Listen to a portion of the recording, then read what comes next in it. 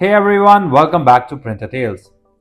If your Epson printer is giving you a messy or weird looking prints, it's probably because your printhead is clogged up. In this case, it is necessary to perform a printhead cleaning to get your printer working properly.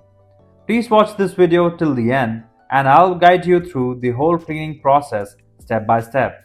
And yes, if you want some quick assistance, give us a call on the numbers on the screen. Alright, let's get started. First, go to your Epson printer's control panel and just press the home button. Now, use the right arrow button and scroll over until you see maintenance. Go ahead and press OK to open the maintenance menu.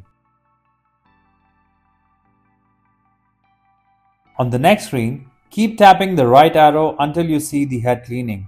Once it shows up, just press OK. You'll now get a confirmation screen.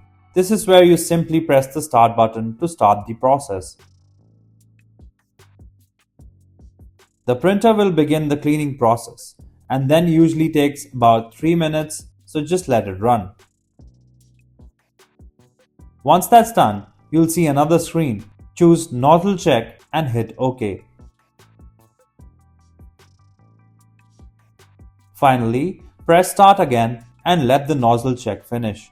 Your head cleaning is complete.